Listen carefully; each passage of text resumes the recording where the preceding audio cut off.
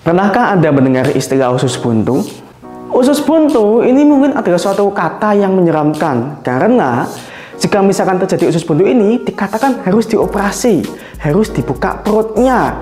Jika tidak bisa sembuh atau muncul komplikasi yang parah. Apakah benar? Saya Sidki Aga Rukmana, seorang dokter umum, dan pada video ini saya akan menjelaskan tentang radang usus buntu atau apendisitis.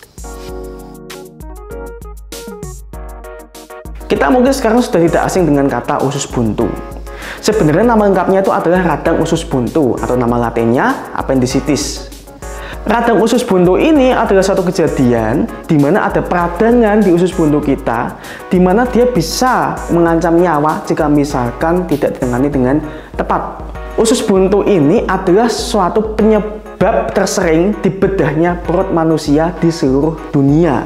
Dikatakan bahwa setiap tahunnya sekitar 100-200 orang per 100.000 orang akan mengalami usus buntu. Dan juga seumur hidup manusia, resiko terjadi usus buntu adalah 8,6% untuk laki-laki dan 6,7% untuk perempuan. Umur terjadi usus buntu ini umumnya pada umur sekitar 5-45 tahun, di mana rata-rata itu terjadi di umur 28 tahun. Tetapi usus buntu ini apa sih? Mengapa kok begitu penting? Sebenarnya usus buntu itu adalah suatu nama untuk suatu organ normal di dalam tubuh kita. Di dalam perut kita itu ada namanya usus. Ada usus kecil, ada usus besar. Usus kecil terdiri dari duodenum, jejunum, ileum yang akan menyambung ke usus besar atau nama lainnya kolon.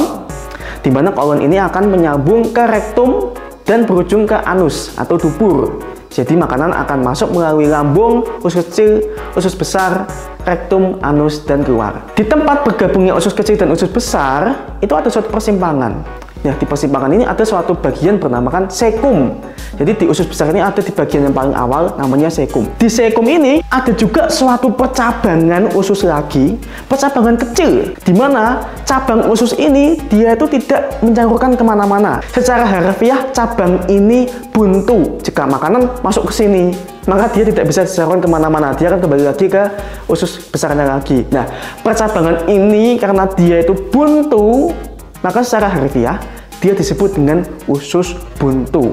Atau nama sebenarnya, nama latinnya adalah appendix. Appendix vermiformis. Fungsi dari usus buntu ini memang sampai sekarang kita masih belum yakin. Ada yang dikatakan dia untuk menyimpan bakteri-bakteri baik, ada yang dikatakan dia sebagai organ untuk kekebalan tubuh, tetapi semua teori-teori itu masih belum terlalu kuat, sehingga ya sampai sekarang manfaatnya secara jelas kita masih belum tahu apa manfaat dari usus buntu ini. Pada keadaan normal, memang usus buntu ini dia itu normal-normal saja, tenang-tenang saja, tidak ada apa-apa. Nah, sekarang kita masuk ke penyakit usus buntunya. Ada suatu fenomena di mana pada usus buntunya ini bisa ada sumbatan. Sumbatannya paling sering karena bekuan kotoran atau nama lainnya fekalit, atau mungkin bisa karena tumor, bisa karena pembesaran kelenjar getah bening, atau lain-lainnya. Karena penyumbatan ini dia akan menyebabkan suatu iritasi atau suatu kerusakan secara mekanis. Nah, karena iritasi atau kerusakan ini, usus buntunya itu meradang. Setelah dia meradang, dikatakan bahwa peradangan ini bisa memicu pertumbuhan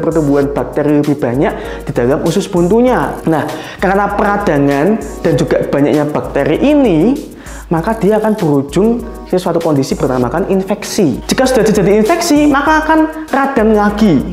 Setelah radang lagi, akan infeksi lagi. Bakteri semakin banyak, radang lagi, bakterinya semakin banyak lagi, infeksi lagi, berulang-ulang sampai usus buntunya ini dia tuh bisa membengkak dan menjadi besar. Sebenarnya, pada kondisi-kondisi di mana usus buntu ini tidak mengalami komplikasi, ya nanti kemungkinan bengkaknya itu dia bisa reda. Tetapi, sebagian kasus usus buntunya itu dia akan terus membengkak, dia akan terus membesar, dan terus terinfeksi. Jadi bayangkan seperti satu balon berisi air yang besar, dan lama-kelamaan jika misalnya sudah terlalu membengkak, terlalu besar, dia bisa pecah seperti sebuah balon. Tetapi dalam usus buntu ini isinya adalah nanah dan kotoran manusia. Nah, inilah yang menyebabkan kenapa kok usus buntu itu berbahaya. Jika misalkan usus buntu ini sudah pecah, maka kotorannya dan bakterinya bisa keluar ke rongga perut manusia, di mana rongga perut manusia itu harusnya steril, bersih, tidak ada kotoran. Setelah dimasuki kotoran, maka akan terjadi infeksi juga. Dan infeksi itu akan menyebar ke seluruh rongga perut. Infeksi di rongga perut dia akan menyebar ke seluruh tubuh juga. Jika ini dibiarkan tanpa diobati, lama-kelamaan juga bisa mengancam nyawa atau beresiko meninggal. Nah, kondisi yang menyebabkan meninggal ini dinamakan sepsis. Nah, itulah mengapa usus buntu itu bisa menimbulkan berbagai macam gejala. Mulai dari yang ringan, dari nyeri, hingga sampai penurunan kesadaran. Gini, usus buntu itu ada organ yang terletak jauh di dalam perut kita. Jika misalkan dia meradang, maka dia akan menimbulkan nyeri. Tapi karena dia ada organ yang dalam, nyerinya itu awalnya itu tidak spesifik. Mungkin bisa di tengah perut atau di sekitar pusar. Nah, lama-kelamaan seiring radangnya itu menyebar di sekitar usus buntunya, nanti nyerinya itu akan berpindah terlokalisir di kanan bawah, yaitu letak tempat beradanya usus buntu kita. Nah, jika misalkan terjadi peradangan yang sudah parah, nanti juga mungkin muncul gejala-gejala yang berhubungan dengan pencernaan. Contoh, mual, muntah, diare, tidak bisa BAB, atau yang lain-lainnya. Jika misalkan peradangan ini sudah terjadi komplikasi seperti yang saya ceritakan tadi, ya lama-kelamaan jika terjadi suatu infeksi, maka akan menimbulkan rasa lemas, penurunan kesadaran, dan tidak jarang demam. Pada awal terjadi usus buntu pun mungkin juga akan muncul demam, apalagi jika sudah terjadi komplikasi infeksi. Inilah mengapa salah satu ciri khas dari usus buntu adalah nyeri di sebelah kanan bawah. Jika misalkan nyeri di bagian ulu hati atau bagian atas perut kan mungkin seringkali bisa mengarah ke asam lambung atau lain-lainnya, tapi di kanan bawah itu seringkali sudah mengarah ke usus buntu. Walaupun tidak semua nyeri di kanan bawah itu selalu usus buntu ya. Jika misalkan Anda sudah mengalami suatu nyeri di daerah situ, apakah ini pasti usus buntu? Ya memang belum jelas. Yang paling baik adalah diperiksakan ke dokter. Nah, nanti dokter akan memeriksa berbagai macam hal. Yang pertama adalah pemeriksaan fisik. Nanti dokter akan meraba di bagian-bagian perut tertentu, akan merespon bagaimana respon nyerinya. Kemudian apakah ada suatu ketegangan di perutnya atau lain-lain. Kemudian jika misalkan belum meyakinkan, nanti akan dilakukan pemeriksaan penunjang seperti USG, dan jika misalkan perlu, bisa di CT scan walaupun jarang.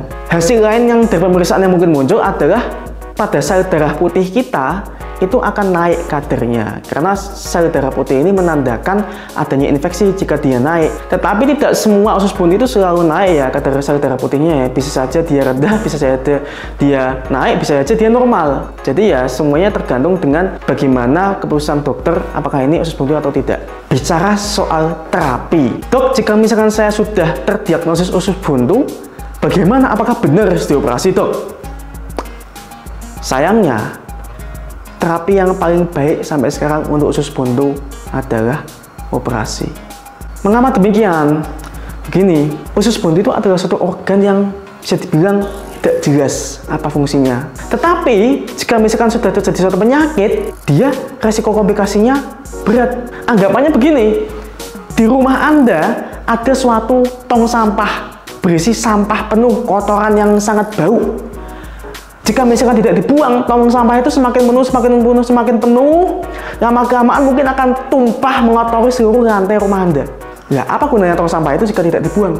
Mengapa kita menyimpan sampah di rumah kita? Itu suatu istilah yang mungkin sedikit cocok untuk radang usus buntu. Jika misalkan terjadi suatu infeksi di usus buntunya itu, ya memang apa adanya, itu seperti suatu sampah. Ada kotoran di perut kita. Dan ya, kalau sembuh, ya baik-baik saja. Kalau misalkan tidak sembuh, kemudian dia pecah, ya perut kita akan kotor, infeksinya menyebar ke seluruh tubuh, justru akan membunuh kita. Itulah mengapa usus buntu itu baiknya memang dibedah, karena dia tidak ada manfaatnya, ruginya malah banyak. Ya baiknya diambil saja. Nah, pembedahan ini nanti bisa dengan dua cara, bisa dengan dibuka perutnya atau menggunakan suatu teropong untuk melihat di bagian dalam perut. Kemudian teropongnya itu bisa menggunakan gunting juga untuk melakukan operasi tanpa harus membuka perut, dinamakan laparoskopi. Tetapi setiap tempat rumah sakit berbeda-beda metodenya, yaitu tergantung indikasi dan juga keperluan dari pembedahannya. Nah, pertanyaannya, dok, apakah memang pasti harus dibedah? Apa tidak bisa dengan obat saja? Memang sudah ada beberapa penelitian yang mencari tahu apakah obat itu bisa mengobati usus buntu. Tetapi penelitian-penelitian ini masih belum menemukan hasil yang konsisten, masih kontroversial, masih belum jelas bagaimana efek obat terhadap usus buntu, masih belum jelas apakah obat ini bisa menyembuhkan atau tidak. Karena satu penelitian mengatakan seperti ini, pada orang yang mengalami usus buntu, jika diobati dengan suatu obat tertentu, dia memang bisa sembuh atau bisa mereda usus buntunya tanpa harus dibedah. Tetapi dikatakan juga di kemudian hari, di jangka panjang, usus buntunya itu akan kambuh lagi penyakitnya dan juga harus dibedah lagi, dan pada akhirnya obat-obatan itu ya tidak berguna. Itu hanya menunda apa yang harusnya dilakukan sejak lama. Sekarang sebenarnya lebih penting lagi, usus buntu itu harus dengan cepat ditangani. Mengapa demikian?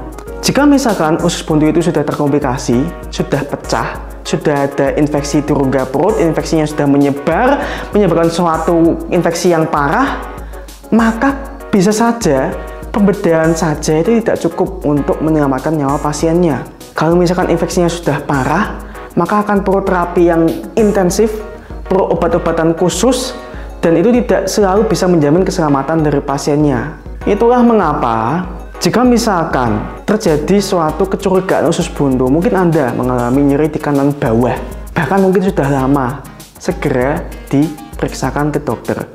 Atau misalkan Anda sudah pasti ini terdapat suatu usus buntu, suatu radang usus buntu, atau bahkan sudah pecah, sudah terkomplikasi, dan dokter menawari Anda, ini harus dibedah. Ya mau tidak mau, harus dilakukan pembedahannya. Karena sekali lagi, jika tidak dibedah, itu beresiko mengancam nyawa. Jika sudah terlalu lama komplikasinya, sudah terlalu lama infeksinya, bisa saja pembedahan pun tidak bisa menyelamatkan nyawa pasiennya. Nah, inilah mengapa usus buntu itu begitu menyeramkan dan juga harus ditangani dengan tepat. Karena sebenarnya dia itu penyakit yang sepele, hanya peradangan di suatu bagian kecil, bagian yang tidak berguna di usus kita. Tetapi karena bagian kecil ini dia bisa merusak bagian-bagian tubuh kita yang lainnya, maka yang paling baik adalah diambil saja organnya itu, sehingga kedepannya tidak menimbulkan komplikasi-komplikasi yang lainnya lagi. Maka rekan-rekan, usus buntu ini mau tidak mau adalah suatu penyakit yang apa adanya dia menyeramkan. Bukan berarti bahwa semua orang yang mengalami nyeri perut kanan bawah itu adalah usus buntu ya. Bukan berarti bahwa semua orang yang mengalami nyeri perut disuruh lapang perut itu adalah usus buntu ya, tidak.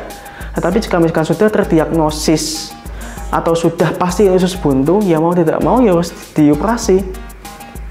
Kembali lagi ke pertanyaan awal, apakah usus buntu itu semua harus dibedah, dok?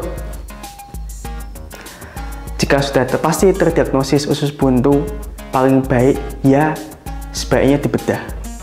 Karena resikonya jika tidak dibedah, bisa saja berujung ke suatu kondisi yang mengancam nyawa. Memang tidak semua usus buntu itu akan berujung suatu komplikasi.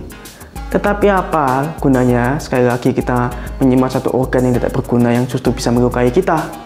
Kemudian, dok, berarti saya kalau misalkan nyeri di kanan bawah, pasti usus buntu dong? Itu belum pasti, sebaiknya diperiksakan saja ke dokter. Yang pasti, jika tidak yakin, jika ragu, atau ada suatu pikiran, oh ini mungkin usus buntu, sebaiknya langsung diperiksakan. Jadi, hikmah yang bisa kita ambil dari penyakit ini adalah, jika misalkan jalan untuk menyelamatkan seseorang adalah dengan cara yang berat, maka ambillah jalan itu. Jalanilah pembedahan jika perlu, dan jika misalkan Anda berani melakukan semua itu, maka bisa saja Anda menyelamatkan seorang nyawa, tidak terkecuali mungkin diri Anda sendiri. Saya Setia Gerukmana, terima kasih sudah menyimak. Saya harap semua yang mendengarkan video ini selalu sehat dan sampai jumpa lagi.